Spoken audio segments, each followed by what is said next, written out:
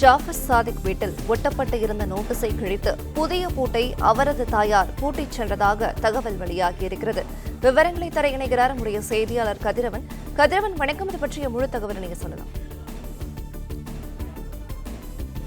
இந்த 3 ஆண்டுகளாக சுமார் 2000 கோடி ரூபாய் மதிப்புள்ள போதைப் பொருள் கடத்தல் வழக்கில் டெல்லி மத்திய போதைப் பொருள் தடுப்பு பிரிவு அதிகாரிகளால் தேடப்பட்டு வருபவர் திரைப்பட தயாரிப்பாளரும் முன்னாள் திமுக நிர்வாகியுமான ஜாஃபர் சாதிக்.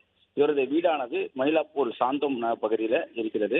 இந்த வீட்டுக்கு கடந்த புதன்கிழமை அன்று மத்திய போதைப் பொருள் தடுப்பு பிரிவு அதிகாரிகள் சோதனை மேற்கொண்ட பின்னர் சீல் வைத்து ஒரு நோட்டீஸ் ஒன்றையும் அவர்கள் ஒட்டி சென்றார்கள்.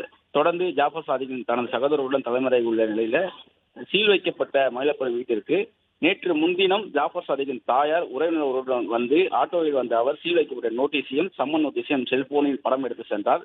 இந்த நிலையில நேற்று நள்ளிரவு 12 மணி அளவில் ஆட்டோவில் வந்த அவர் உள்ளே ஒட்டியிருந்த நோட்டீஸை கிழித்த பின்னம் அங்கு பணியில் இருந்த காவலாளிகள் இருவரையும் வேலையை நிறுத்தியதுடன் வீட்டுக்கு புதிய பூட்டு ஒன்றை பூட்டி சென்று உள்ளே யாரும் செல்லாதவாறு அந்த பூட்டை பூட்டி சென்று தலைமறைவாக இருக்கிறார். தொடர்ந்து போதைப் பொருள் தடுப்பு பிரிவு அதிகாரிகள் விசாரணை மேற்கொண்டு வரக்கூடிய நிலையில அவரது தாயார் அவரது வீட்டை பூட்டி புதிய பூட்டு ஒன்றை பூட்டிவிட்டு சென்றிருக்கிறார். அந்த ஆட்டோ வந்த நம்பர் என்ன, உறவினர் வீடு எங்கே இருக்கிறது என்பது தொடர்பாக விசாரணை மேற்கொண்டு வருகிறார்கள். ஆட்டோ ஓட்டுநரின் செல்போனிலேயே படம் எடுத்ததாகவும் நேற்று பூட்டு போடும்போது கூட அதே ஆட்டோ ஓட்டுநருடன் அவர் வந்ததாகவும் அதிகாரி தரப்பில் தெரிவிக்கப்பட்டிருக்கிறது.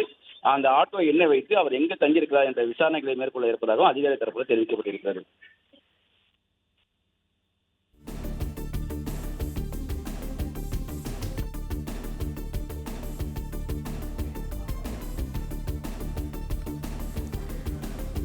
ஜாஃபர் சாதிக் வீட்டில் ஒட்டப்பட்டிருந்த நோட்டீஸை கிழித்து புதிய பூட்டை அவரது தாயார் பூட்டிச் சென்றதாக தகவல் வெளியாகியிருக்கும் இந்த நிலையில் அவரது தாயார் எங்கு தங்கியிருக்கிறார் என்பது பற்றிய விவரம் தெரிய வந்ததா கதிரவன்?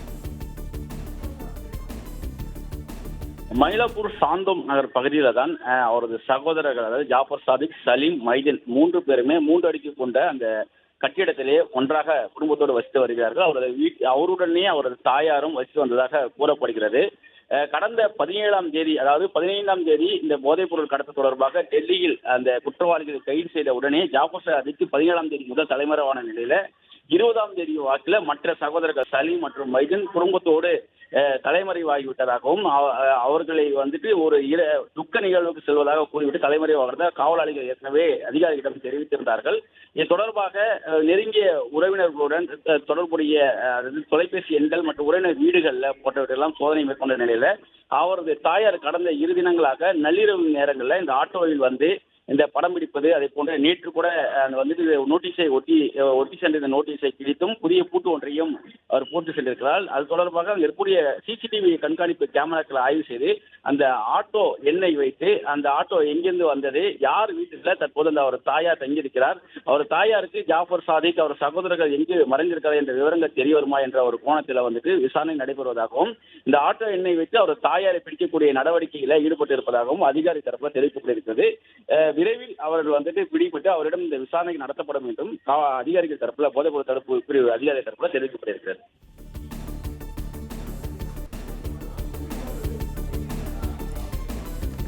விவரங்களுக்கு நன்றி கதிரவன்.